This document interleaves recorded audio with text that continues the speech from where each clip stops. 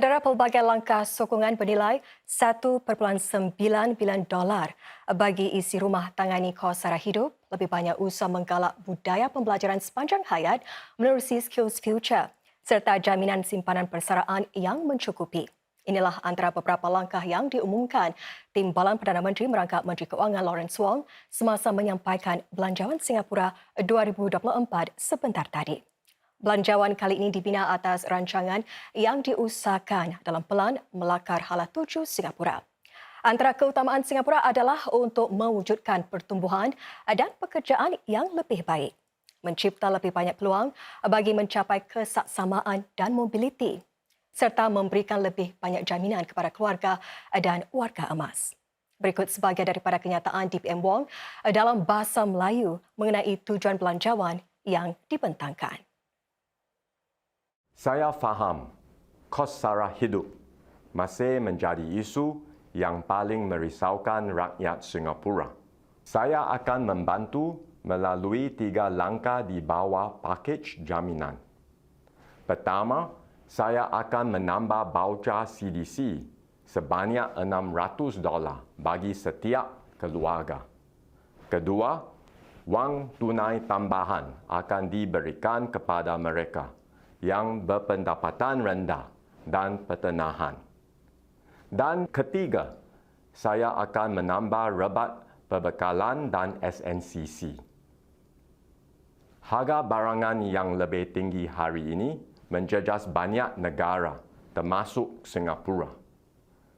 Ini dipengaruhi situasi sedunia yang di luar kawalan kita. Oleh itu, kita perlu pastikan ekonomi kita stabil dan mampu bersaing supaya rakyat Singapura boleh menikmati pendapatan yang lebih tinggi dan kehidupan yang lebih baik. Pemerintah memperuntuk $3.2 bilion bagi membantu keluarga dan sektor niaga tangani kenaikan kos sara hidup. Ini sedang pendapatan sebenar merosot dan ekonomi tumbuh perlahan pada tahun lalu. Dan DPM Wong berkata unjuran ekonomi tahun ini masih lagi tidak menentu. Semua keluarga rakyat Singapura akan menerima tambahan bauca CDC bernilai $600. Ini sebahagian daripada langkah untuk mempertingkat pakej jaminan bernilai $1.9 bilion bagi isi rumah di sini. $300 pertama akan diagihkan pada Jun nanti, manakala lagi $300 pula pada Januari depan. Ini selain baucar CDC bernilai $500 yang sudah diagihkan tahun ini. Sekitar 950,000 isi rumah HDB akan menerima rebat USAVE bernilai sehingga $950 untuk tangani kenaikan bil api air. Dan ia akan diagihkan pada bulan April, Julai dan Oktober tahun ini serta bulan Januari tahun depan. Ini akan meliputi bil api air selama 4 bulan bagi mereka yang tinggal di flat 3 dan 4 bilik. Isi rumah HDB yang layak turut akan menerima rebat SNCC sekali saja. Dan sekitar 2,5 juta rakyat dewasa juga akan menerima bayaran khas kos sara hidup sekali saja, iaitu bernilai antara $200 hingga $400. Ini diberikan kepada rakyat yang layak berusia 21 tahun dan ke atas yang menetap di sini, tidak memiliki lebih daripada satu hartanah dan meraih pendapatan yang boleh dinilai sehingga $100,000.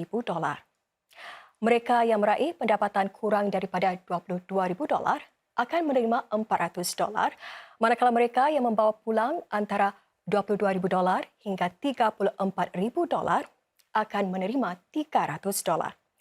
Akhir sekali saudara, golongan yang berpendapatan di atas $34,000 hingga $100,000 akan menerima $200. Lagi $1.3 bilion diperuntukkan, iaitu bagi pakej bantuan perusahaan bagi membantu firma-firma di sini tangani kenaikan kos. Syarikat akan menerima rebat cukai pendapatan korporat sebanyak 50% bagi tahun ini dihadkan pada $40,000. Lebih banyak pinjaman juga disediakan dengan had pinjaman bagi perusahaan kecil dan sederhana ditingkatkan. Bantuan juga diluaskan kepada syarikat binaan dan syarikat yang ingin menembusi pasaran antarabangsa. Dan bagi menggalakkan transformasi niaga, kredit perusahaan Skills Future sehingga $10,000 akan dilanjutkan sehingga Jun tahun depan. The enhanced assurance package and the enterprise support package will provide some near-term relief to Singaporean households and firms. These are needed during this period when inflation, while moderating, remains on the high side. But they are not permanent solutions. In the longer term, the best way to deal with inflation is to ensure that our firms and workers are more productive and that real incomes continue to rise sustainably. Untuk menyokong pekerja pula, lebih banyak sumber akan disalurkan untuk merapatkan jurang pendapatan selain menggalak budaya pembelajaran sepanjang hayat. Ini termasuk memberi semua rakyat Singapura berusia 40 tahun ke atas tokokan $4,000 dalam bentuk kredit Skills Future bagi mendorong mereka meningkatkan kemahiran dan meraih kemahiran baru. Namun kredit ini boleh digunakan hanya untuk program latihan tertentu termasuk program diploma secara sembilan dan sepenuh masa serta program peringkat ijazah. We are making a significant enhancement to our Skills Future ecosystem. But we will reap the full benefits only if all of us, government, employers, workers and unions, lean forward to truly deepen this culture of lifelong learning and skills mastery. This must be our shared commitment to one another, to help our fellow Singaporeans develop to their fullest potential and to have productive and meaningful careers. Bagi yang diberhentikan kerja, satu skim sokongan keuangan sementara bakal membantu mereka menempuhinya. Butirannya akan diumum lewat tahun ini. Losing a job is a major setback for workers and their families. Those who become involuntarily unemployed naturally feel the pressure to rush into the first available job they find.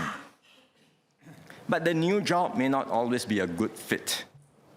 Ideally, they should consider ways to upgrade their skills and to find a job that fits their aptitude and talent.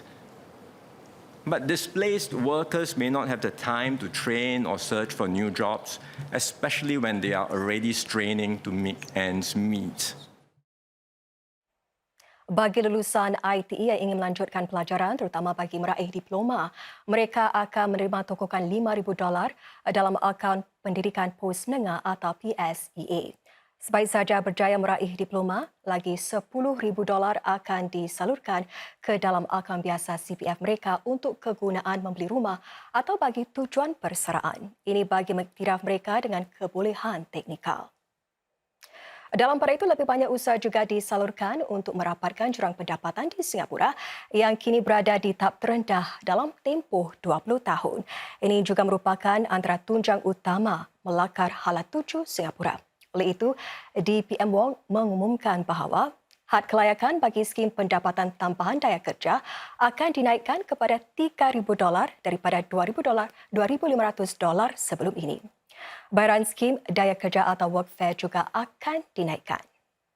Pekerja mapan berpendapatan rendah akan layak terima bayaran tahunan maksimum sebanyak $4,900 berbanding $4,200 sebelum ini.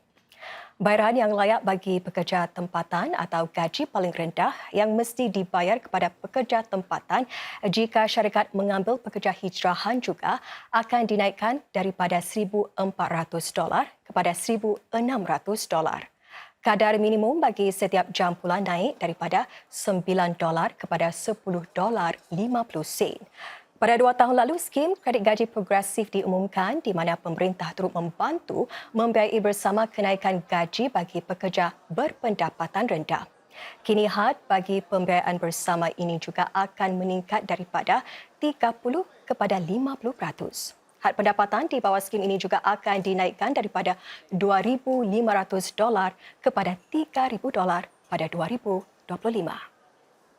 Over the last decade, we have made progress in uplifting lower wage workers and reducing disparities in wages. Our income inequality, as measured by the Gini coefficient, has declined to its lowest level over 2 decades.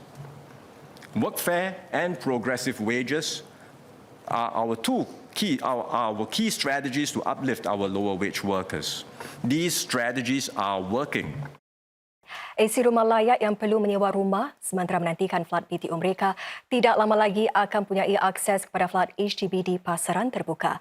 Ini sebahagian daripada usaha pemerintah untuk menyokong keluarga di pelbagai peringkat hidup. Isi rumah yang layak di bawah skim perumahan sementara keibubapaan PPHS akan menerima voucher bagi menyewa rumah di pasaran terbuka. Dan skim voucher ini berjalan untuk tempoh setahun. Currently, HDB offers subsidized rental housing under the Parenthood Provisional Housing Scheme, or the PPHS. HDB receives many such applications for the scheme, and it is ramping up supply to meet the demand. But in the interim, we do want to do more to support such young families with urgent housing needs. Pemerintah juga ingin menjadikan pendidikan prasekolah lebih dimampui untuk ibu bapa di sini. Bermula tahun depan, had iuran bulanan yang boleh dikenakan akan dikurangkan kepada $640 bagi pengendali utama dan $680 pula bagi pengendali rakan kongsi. Had ini akan dikurangkan lagi pada 2026. Pemerintah juga akan meningkatkan subsidi prasekolah bagi keluarga bergaji rendah dan membuat tokokan sebanyak $2 bilion kepada dana endowment EduSave. Bagi golongan kurang upaya pula, pemerintah akan menghadkan iuran jagaan bulanan di sekolah pendidikan khas PED kepada $90 daripada $150 sekarang. Had iuran di pusat-pusat jagaan kanak-kanak khas juga akan diturunkan. Bermula awal tahun depan, akaun khas CPF SA bagi mereka yang berusia 55 tahun ke atas bakal ditutup. Ia merupakan satu daripada dua akaun simpanan untuk warga gunakan apabila mereka bersara. Ini merupakan sebahagian daripada langkah yang diambil bagi mengukuhkan sokongan persaraan kepada warga emas serta memastikan mereka dijaga dengan baik ketika meniti usia tua mereka. Kadar caruman CPF bagi mereka yang berusia antara 55 hingga 65 tahun juga akan dinaikkan sebanyak 1,5% mata tahun depan. Mereka yang layak untuk skim jumlah persaraan yang dipertingkatkan juga boleh menokok wang persaraan mereka sehingga had maksimum baru iaitu $426,000. Ini 4 kali ganda berbanding jumlah persaraan asas. Golongan warga emas yang layak menerima bantuan yang dipertingkat juga bakal diperluas. Ini sedang lebih banyak dana disalurkan kepada skim-skim sokongan dan had kelayakan dilonggarkan. Warga emas yang meraih gaji sehingga $6,000 sebulan akan menerima bonus tahunan sebanyak $1,000 selagi mereka masih bekerja. Di bawah bonus baru pakej majulah, warga emas yang layak juga boleh menjangkakan bonus sekali saja sehingga $1,500 untuk kedua-dua simpanan persaraan RA serta Medisave. Lebih 1.6 juta warga dijangka bakal meraih manfaat. DPM Wong memberi amaran dunia akan menjadi semakin ganas dan berpecah belah pada tahun-tahun mendatang. Namun begitu, beliau tetap yakin Singapura akan menjadi lebih kukuh sekiranya semua kekal bersatu. Kedudukan keuangan negara yang sihat, kepercayaan rakyat kepada pemerintah dan kompak sosial yang kukuh merupakan petanda baik bahawa Singapura sedia menyahut cabaran. Demikian kesimpulan kenyataan DPM Wong dalam bahasa Melayu mengenai hala tuju negara seterusnya. Pemerintah akan terus berusaha untuk memajukan ekonomi dan mewujudkan pekerjaan yang lebih baik. Hasilnya akan dikongsi sama dengan semua rakyat. Kita telah melalui pelbagai cabaran sepanjang sejarah Singapura. Namun, kita tetap cekal dan berjaya mengatasi setiap cabaran sebagai satu rakyat yang bersatu padu. Dengan semangat ini, saya yakin kita boleh bersama-sama melangkah hala tuju baharu dan menjalin masa hadapan yang kita idamkan.